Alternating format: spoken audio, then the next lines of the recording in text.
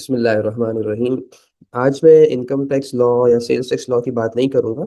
आज मैं एक एआई टूल आपके साथ शेयर कर रहा हूं जिसको इस्तेमाल करते हुए मैं आपको गारंटी कर रहा हूं आप अपनी ज़िंदगी के कम से कम 100 घंटे बचा लेंगे और उन 100 घंटों को कहीं और प्रोडक्टिवली इस्तेमाल कर सकेंगे। गूगल का ये एक एआई टूल है जो बहुत ही ज़बरदस्त है। आइए हम बगैर वक्त ज़ाया किए इसकी तरफ बढ़ते हैं। आपने ख्याल ये रखना है जब आप क्रोम खोलेंगे, जैसे आपको नज़र आ रहा होगा क्रोम, तो आपको ये मेक श्योर करना है कि आप साइन इन हो आपके क्रोम अकाउंट में। तो आप सिंपल यहाँ आके लिखें पहले google.com। तो आप देखें यहाँ पर income Junaid Iqbal income tax studio login है, ठीक है। आपने सिंपल यहाँ आके लिखना है नोटबुक LM, और सबसे पहला लिंक जो आपको नजर आएगा, just click on this link, और आपके सामने इस तरह से एक स्क्रीन आएगी, अंडरस्टैंड एनीथिंग ट्राई नोटबुक। तो नोटबुक LM एक रिसर्च टूल है और आप इसको सोर्सेज देते हैं। और आप अभी चले हम इस डिस्कशन में नहीं जाते, so I am not going to tell you anything about notebook LM theoretically, so I will be doing 10 task. तो आप जब मैं 10 काम करूंगा तो आप उन कामों को देख के you will get better understanding that how you can use this tool. Just click on try notebook LM। Before using notebook LM, मैं आपको ये बताना चाहता हूँ कि देखिए क्रिएट न्यू पे जाकर हमने यूज करना है नया असाइनमेंट। लेकिन आप देखें उससे पहले बहुत सारी चीजें आपको नजर आ रही हैं, बहुत सारे बॉक्सेस नजर आ रहे हैं। ये क्या है? ये हिस्ट्री है। मेरे अकाउंट ने जो जो काम किया है, जो जो रिसर्च की है ऑन डिफरेंट टॉपिक्स, तो ये मेरे डिफरेंट काम यहाँ पर नजर आ रहे हैं। तो आप कभी भी अपने उस पुराने काम पर जाकर उसको देख सकते हैं, उस पर मजीद काम कर सकते हैं। तो एक तो ये बात हो गई। तो just go to create new. Create new जब करेंगे तो इस तरह की स्क्रीन नजर आ जाएगी, और आप इस स्क्रीन के जरिए डिफरेंट सोर्सेज नोटबुक LM इस टूल को दे सकते हैं, ठीक है। अच्छा, यहाँ देखिए आप यहाँ पे लिखा हुआ है ड्रैग एंड ड्रॉप, या आप यहाँ से अपलोड भी कर सकते हैं। फिर ये कह रहे हैं कि ये इन फॉर्मेट्स में आप सोर्स दे सकते हैं, PDF एंड एटसेट्रा। और इसके अलावा आप गूगल ड्राइव से गूगल डॉक्यूमेंट, गूगल स्लाइड्स, या कोई भी वेबसाइट यूट्यूब का लिंक आप दे सकते हैं। और अब आप पेस्ट भी कर सकते हैं टेक्स्ट, ठीक है। तो मैं इसको कॉम्प्लेक्स नहीं करना है, मैंने बहुत सिंपल सिंपल चलना है। मैंने 10-15 काम आपको इस पे करके दिखाने, जिससे आप यू गेट अमेज्ड, आपको मजा आए और आप इसको यूज करना शुरू करें। हम डिफरेंट पार्ट्स बना देंगे इस वीडियोस के, इस सीरीज के। सो आज हम इस सीरीज की पहली वीडियो बना रहे हैं। अच्छा, सबसे पहले आगे बात करने से पहले हम इस पे क्लिक करते हैं, और मैं आया अपने लैपटॉप के फोल्डर में, और मैंने अभी रीसेंट बजट गुजरा है तो मैंने बजट पे काम किया है। और मेरे पास यहाँ इनकम टैक्स ऑर्डिनेंस रखा है, ये रहा, ठीक है। जो अपडेटेड है टैक्स ईयर 25 तक के लिए, अभी नया आया नहीं है, अपडेट नहीं हो गए। तो मैंने इसको ओपन कर लिया। यू जस्ट ओपन इट, और अब क्या हो रहा है आप देखें, सोर्स जो है इस पे अपडेट हो रहा है। तो इतना अपडेट हो रहा है, मैं आपको उसके बारे में कुछ बताता हूँ। आज की हमारी जो सेशन है इसका थीम क्या है? देखिए, इनकम टैक्स ऑर्डिनेंस 800 सफ़े की एक किताब है। और सपोज कर लें, if I want to search something, मैं उसमें नेविगेट करना चाहता हूँ, मैं उसमें कुछ चीज को तलाश करना चाहता हूँ बेस्ड ऑन माय मेमोरी। तो मुझे बाजुकात मुश्किल होता है, मुझे कोई क्लॉज नहीं मिल रहा, कोई सेक्शन नहीं मिल रहा, and we start chatting with each other. आप इनकम टैक्स स्टूडियो के ग्रुप पे आते हैं और आप पूछना शुरू कर देते हैं, जुनेद भाई वो क्या है, उमेर भाई, नवीद भाई, यार वो वहां था ऐसे। तो we just start wasting our time. So notebook LM आपकी जिंदगी आसान करेगा, क्योंकि 800 पेजेस की किताब है। So you are saying that it is taking bit time, 1 minute, hardly it will take 1 minute और 2 मिनट तो to get upload hair.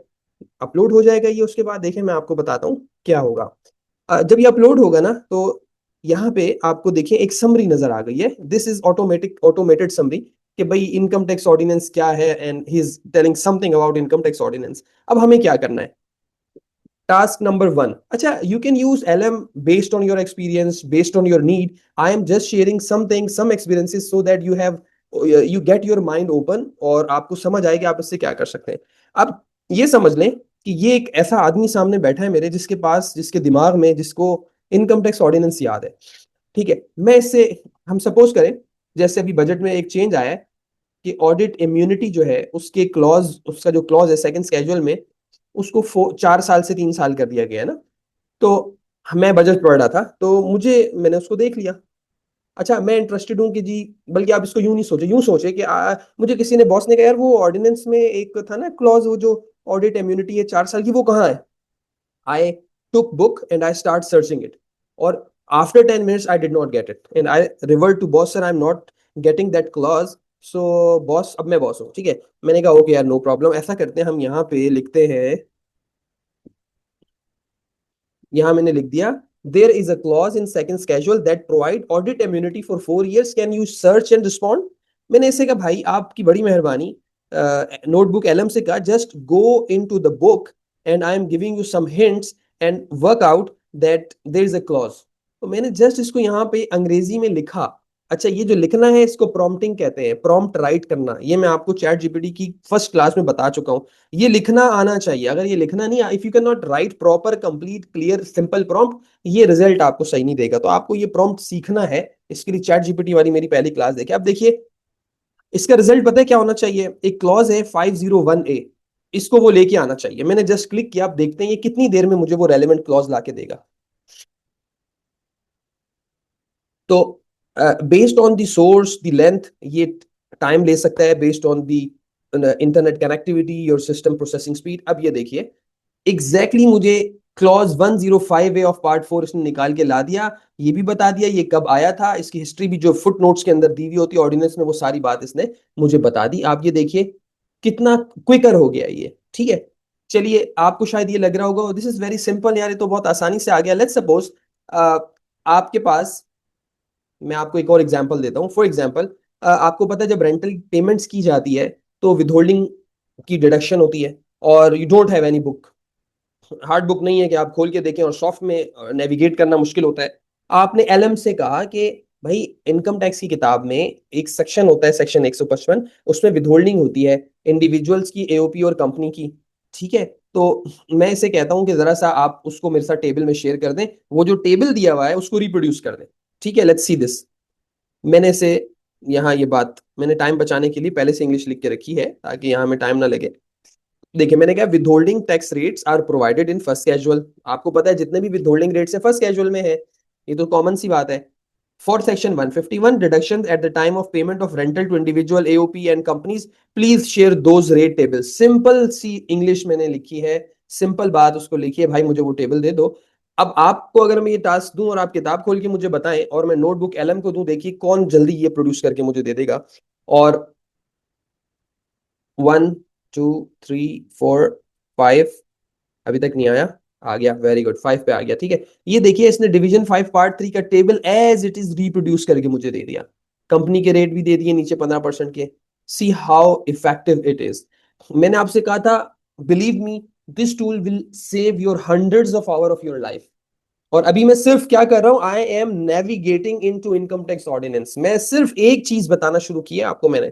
Okay, इससे भी आगे चलते हैं। आपने ये चीज ड्राइव कर ली, अब सपोज आप फौरन एक बंदा आया, और ऐसा होता है रेंटल एग्रीमेंट्स बन रहे होते हैं, तो टैक्स का बर्डन कौन लेगा ये वर्कआउट करने के लिए मुसीबत पड़ रही होती है। तो आपको एक बंदा आया आके उसने कहा सर 1 लाख रुपए मंथली रेंट है, 12 लाख रुपए का सालाना रेंट है, और मैंने इंडिविजुअल को देना है, टैक्स का बर्डन क्या है। ठीक है, आपने सिंपल सा इसको ये बात बोलनी है। मैंने कोई एक्सेल नहीं खोली, मैंने कोई किताब नहीं खोली, मैंने सिंपल ये इंग्लिश लिखना आना चाहिए, ये प्रॉम्प्ट लिखना आना चाहिए। If you can write exact clear simple relevant with context this prompt you will get actual result. मैंने सिंपल ये लिखा है, मैं आपसे शेयर कर रहा हूं मंथली रेंट जो इंडिविजुअल को देना है। अगर मैंने ये नहीं लिखा इंडिविजुअल को देना है तो उसको क्या पता चलेगा कौन से रेट्स लगाने। और please work out monthly tax deduction, monthly rent 1 lakh है, एनुअल रेंट 12 लाख है। अब देखिए आप वो आपको फौरन से वर्किंग करके निकाल के दे देगा, और you can just go to book and calculate yourself, you will find the results are correct that are work out by the LM. तो देखिए उसने बता दिया 7,500 रुपए का आपका मंथली रेंटल आएगा। So see how effective it is, how effective it is, ठीक है। अच्छा, अब मैं आपको एक और इस पे एक और चीज बताता हूं। आपको पता है फेयर मार्केट वैल्यू का concept throughout ordinance scattered है। सेक्शन 68 आपको बताता है फेयर मार्केट वैल्यू के बारे में, सेक्शन 236 के में फेयर मार्केट वैल्यू है, 236 सी में फेयर मार्केट वैल्यू है, 37 में फेयर मार्केट वैल्यू है। So there are so many sections that deal with fair market value concept. And suppose you are beginner and you are going to learn about the fair market value, और आप ये चाहते हैं यार जहां जहां fair market value लिखा है ना, जिस जिस सेक्शन में, वो सेक्शन आज मेरे पास आ जाए, मैं उन सेक्शंस को पढ़ूंगा, हाईलाइट करूंगा, मार्क करूंगा। I want to get expertise.